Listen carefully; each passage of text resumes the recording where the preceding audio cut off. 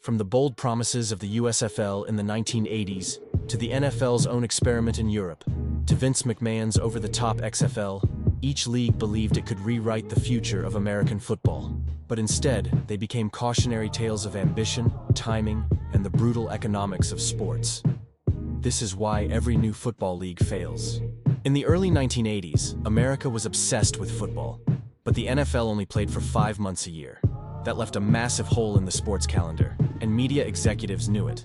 Into that gap stepped the United States Football League, or USFL, founded in 1982 by businessman David Dixon, with a simple idea: spring football. The league officially kicked off in 1983 with 12 teams, national TV deals on ABC and ESPN, and legitimate football talent.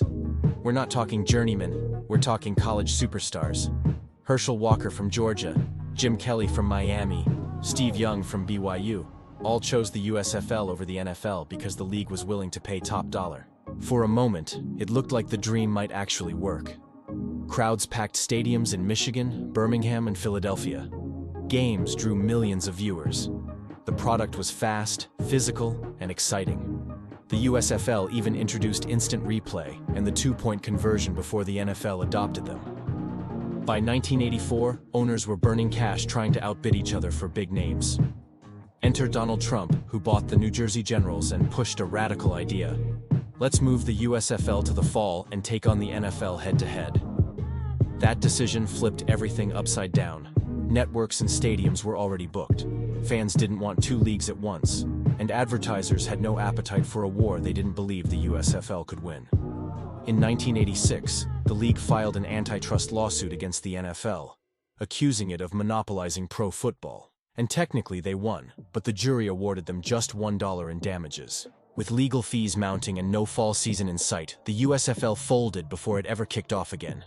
In 3 short years, the league that once looked like the NFL's first real challenger had vanished. But its impact didn't. The NFL quietly learned from the USFL's experiment. It adopted player-friendly contract strategies, borrowed broadcast innovations, and even absorbed much of the USFL's talent, players and coaches who would go on to reshape the league for years. Jim Kelly and Steve Young became NFL superstars. Coaches like Jim Mora and Dom Capers brought USFL philosophies into the pros. The USFL proved that fans did want more football, but it also proved that passion and money aren't enough to beat timing, discipline, and structure. It was the first great startup to challenge the NFL, and the first to discover just how unbreakable that empire really is. In 1991, the NFL decided to try something very different. Instead of creating a rival, it built a farm system, a developmental league that could expand the sport's reach and test new ideas. They called it the World League of American Football, later renamed NFL Europe, and eventually NFL Europa. It was backed directly by the NFL's money, talent, and marketing power. Teams were split between the United States and Europe at first, cities like London, Barcelona, Frankfurt, and Amsterdam, all hosting professional American football for the first time. And for a while, it worked. The games were exciting, the branding was sleek, and local fans showed genuine curiosity for this new American sport. But there was a bigger goal here. Not just filling the spring schedule, but building the NFL's global footprint. The league became a laboratory for innovation, testing new rules, developing officials, and giving young players and coaches real game experience. It's where future NFL stars like Kurt Warner, Jake Delhomme, and Adam Vinatieri sharpened their skills before breaking out in the States. For the NFL, it was also a chance to see if American football could go international. Could it capture hearts in the same way soccer or rugby did abroad? The answer, over time, became clear. Not really. By the late 1990s, teams in non-German markets were struggling. Attendance in London and Barcelona dropped sharply, while German teams like the Frankfurt Galaxy and Rhein-Fire became the only consistent success stories. Despite its longevity, 16 full seasons, the league never turned a profit. It cost the NFL tens of millions every year just to keep it alive. In 2007, after years of financial losses, the NFL finally shut it down. Commissioner Roger Goodell called it a strategic realignment, saying the league would focus on international events instead of leagues. That meant one-off games in London and Mexico City, the model the NFL still uses today. But even in failure, NFL Europe left a lasting mark. It proved the value of player development outside the main league. It showed that international markets could embrace the sport in small doses. And it laid the groundwork for the NFL's current global strategy, from the international series to the new NFL Academy programs overseas. NFL Europe didn't die because it was a bad idea. It died because it was too early, too expensive, and too dependent on an audience that wasn't quite ready. Football may be America's game, but exporting it to the rest of the world is a lot harder than it looks. By the early 2000s, football was king.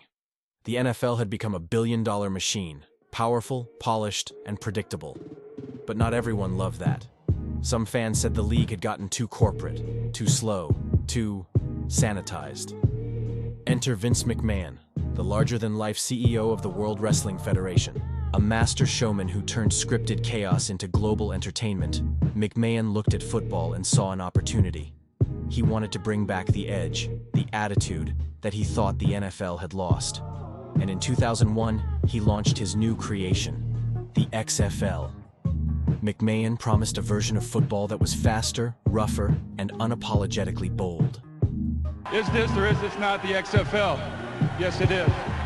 2, do I or do I not currently have a pulse? Yes, I do. Let's play football.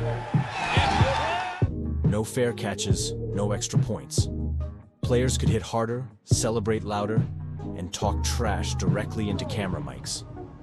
It was marketed as football for the fans who missed the grit, and for those who loved the drama of pro wrestling. And at first, it worked.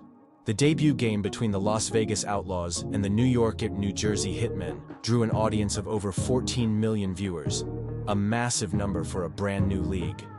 NBC hyped it as the future of football. There were custom camera angles, on-field interviews, and mic'd-up players, innovations that the NFL itself would later adopt. But once the novelty wore off, the cracks showed fast. The football, the actual product on the field, just wasn't good enough. Poor quarterback play, sloppy offenses, and inconsistent rules made the games hard to watch. Fans came for the chaos, but without high-quality football, they didn't stay. By the second week, ratings had dropped by more than half. By the end of the season, NBC had pulled out, advertisers fled, and the league lost an estimated $70 million in a matter of months. After just one season, the XFL shut down completely. But here's the twist. The XFL wasn't a total failure. It introduced broadcast techniques that became staples in modern sports. The sky cam, the player on field mic, and the concept of bringing fans closer to the game experience. Even the NFL quietly borrowed from the experiment.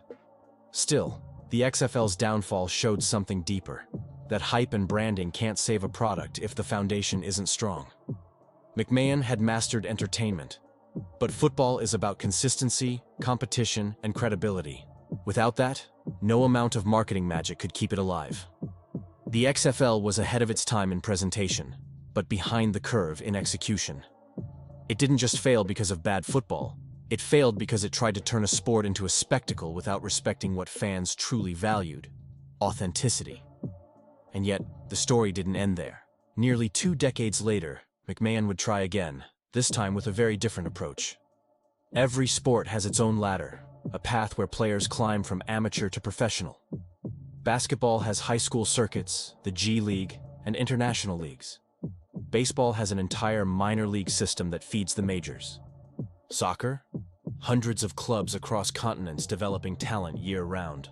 But football is different. For nearly a century, college football has been both the farm system and the entertainment product all at once. It develops players, builds brands, and fills 100,000-seat stadiums every Saturday. It's not just preparation for the NFL, it's a multi-billion-dollar industry of its own. And now, with NIL name, image, and likeness deals, college football has evolved even further. Top players can earn 6- and 7-figure incomes before they ever touch the NFL. They don't need a developmental league anymore. They already have one that pays, broadcasts nationally, and carries decades of tradition and loyalty. That's one of the biggest reasons new football leagues struggle to survive. They aren't just competing with the NFL. They're competing with college football itself. A system that dominates the fall, produces marketable stars, and keeps fans emotionally invested long before players ever go pro.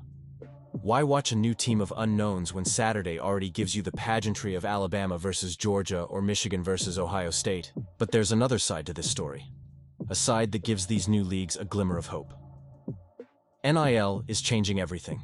As college athletes become full-fledged brands, some players and schools are questioning whether the college system still serves their best long-term interests. Players who go undrafted, or who struggle for exposure, might see more value in professional alternatives that pay reliably and offer NFL visibility. Leagues like the XFL 2020, the USFL 2022, and now the UFL are betting on exactly that. A world where football talent is abundant and opportunity is limited by the NFL's roster size. So the paradox is clear. College football and NIL are both the reason new leagues fail, and possibly the key to why one might finally succeed. If a startup league can align with that ecosystem instead of fighting it, providing a bridge between college and the NFL, not a rival to either, it might survive where others fell. But until that happens, college football remains the immovable giant in the middle of the field, dominating development, attention, and dollars, while every new pro league fights for the leftovers. The question isn't, can a new league survive? It's, does football even need one anymore? Maybe spring football will finally stick. Maybe NIL and the new player economy will reshape the landscape. Or maybe the NFL and college football have already closed the door for good. What do you think? Can any new football league actually make it long-term? Or are they doomed to repeat history? Drop your thoughts below. I want to hear your take.